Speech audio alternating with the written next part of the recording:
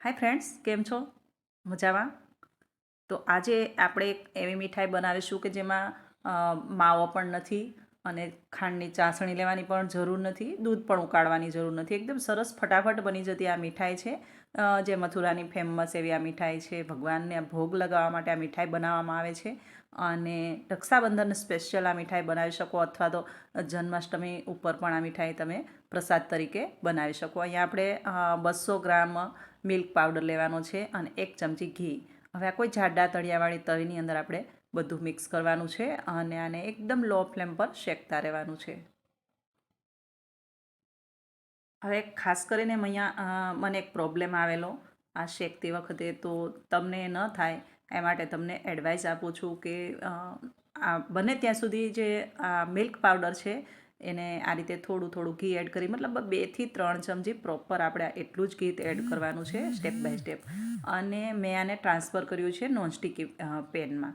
તો તમે આને પહેલેથી જ નોનસ્ટિકી પેનમાં એડ કરજો, કારણ કે જો નોનસ્ટિકી વગર તમે શેકશો ને તો આ રીતે એકદમ શેકાશે નહીં, થોડું હાર્ડ પડશે. હવે આમાં આપણે દૂધ એડ કરી દીધું છે, તો અડધો કપ આપણે દૂધ એડ કરી દઈશું અને આને બરાબર આપણે ચલાવતા રહીશું. મતલબ આને છે ને બ્રાઉન થાય ત્યાં સુધી શેકવાનું છે. એકદમ વ્હાઈટમાંથી બ્રાઉન થઈ જાય. તો બ્રાઉન શા માટે? તો આની પણ એક કહાની છે અને આગળ હું જો થોડો તમે ટાઈમ કાઢીને પૂરો વિડીયો જોશો તો કહાની તમને પણ સાંભળવા મળશે. તો શા માટે આ પેંડા બ્રાઉન બનાવવામાં આવે છે એ કહાની આગળ આપણે સાંભળીશું. પહેલાં આપણે આ પેંડા બનાવી દઈએ. તો આ રીતે આને મિક્સ કરતા રહેવાનું છે, મતલબ એક જ સાથે આને મિક્સ કરતા રહેવાનું છે, વચ્ચે વચ્ચે ક્યારેય પણ છોડવાનું નથી, વરના ગઠ્ઠા પડી જશે. હવે આ રીતે આને બીજા એક વાસણમાં આપણે ટ્રાન્સફર કરી દઈશું અને એલચીનો આટલો પાવડર એડ કર્યો છે. એલચી જાયફળ મિક્સ પાવડર છે, આટલો એડ કરી દેવાનો.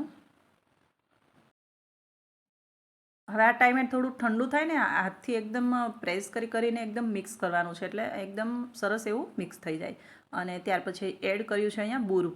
તો બુરું થોડું એવું મેં એડ કર્યું છે, કારણ કે મારે જે આ મિલ્ક પાવડર હતો ઓલરેડી સ્વીટ હતો. જો તમારે મોળો હોય મિલ્ક પાવડર તો આની અંદર 200 ગ્રામ મિલ્ક પાવડર હોય તો 100 ગ્રામ બુરું એડ કરવાનું છે. હવે આ રીતે આ બુરું પણ એડ કર્યું છે અને એને બરાબર આપણે મિક્સ કરી લઈશું.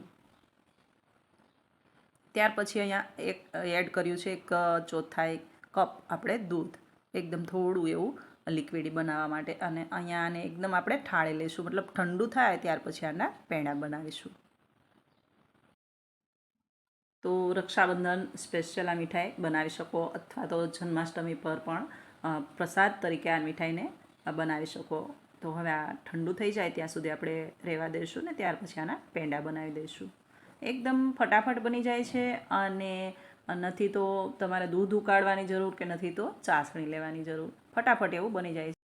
હવે આને છે ને મનપસંદ, તમારી મનપસંદ કોઈ પણ શેપ આપી અને બાજુની ડીશમાં રહેલું જે બોરું છે ખાંડનું, એમાં આપણે પૂરું કોટિંગ કરી દેવાનું ને એવી રીતે બધા પેંડા તૈયાર કરી લઈશું. પહેલાંના જમાનાની વાત છે.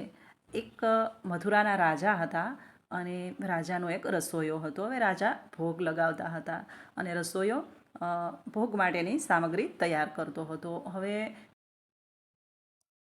છે બને છે એવું કે રાજાનો એક આદેશ હોય છે રસોઈયા માટે કે ભાઈ તમે સામગ્રીની અંદર આ પેંડા બનાવો. ત્યારે રસોઈયો જ્યારે પેંડા બનાવતો હોય છે એ ટાઈમ પર એ ખૂબ થાકેલો હોય છે, અને જ્યારે આ પેંડા બનતા હોય છે ત્યારે એને ઝપકી આવી જાય છે, મતલબ થોડી એવી આંખ લાગી જાય છે. અને ત્યાર પછી જ્યારે આંખ ખુલે ત્યારે એને ખબર પડે છે કે આ પેંડા તો એકદમ બ્રાઉન થઈ ગયા છે, તો હવે આનું શું કરવું? ત્યારે પેંડા શેકતો શેકતો, ચલાવતો ચલાવતો, મિક્સ કરતો કરતો જય શ્રી કૃષ્ણ, જય શ્રી કૃષ્ણ, જય શ્રી કૃષ્ણનો જાપ કરવા લાગ્યો. અને જ્યારે રાજા પાસે આ ભોગ પહોંચ્યો ત્યારે રાજાએ એકદમ ડરાવની નજરે આ રસોઈયાને જોયો અને રસોઈયો થરથર કાપવા લાગ્યો. પછી થયું કે રાજા મને કોઈ મોટી સજા આપશે, શું કરું હવે? અને રાત્રે રાજાએ કીધું કે હવે હું તને સવારે જોઈ લઈશ. ત્યારે રસોઈયો તો ખૂબ જ ડરવા લાગ્યો અને પછી સૂઈ ગયો. સૂતા સૂતા આખી રાત એમને વિચાર કર્યો કે રાજાએ ખૂબ ક્રૂરતાભરી નજરે મને જોયો છે, તો સવારે મને કંઈ પણ સજા આપશે. હવે એ રાત્રે રસોઈને ઊંઘ પણ ના આવી અને એ રાત્રે જ રાજાને એક સપનું આવ્યું. સપનામાં કૃષ્ણજીએ દર્શન આપ્યા, શ્રી કૃષ્ણએ દર્શન આપ્યા અને કહ્યું કે રાજા, આજે જ તારો ખરો ભોગ તો મેં સ્વીકાર્યો છે. ખૂબ સરસ એવી તે સામગ્રી બનાવી છે. સવારે રસોઈયાને રાજા મળે છે અને કહે છે કે મને કૃષ્ણના દર્શન થયા છે ને તારા હિસાબે થયા છે. તો ખૂબ જ આનંદમાં આવી ગયા રાજા અને એને અને ત્યારે આ રસોઈયાના હોઠ પર સ્માઇલ આવે છે.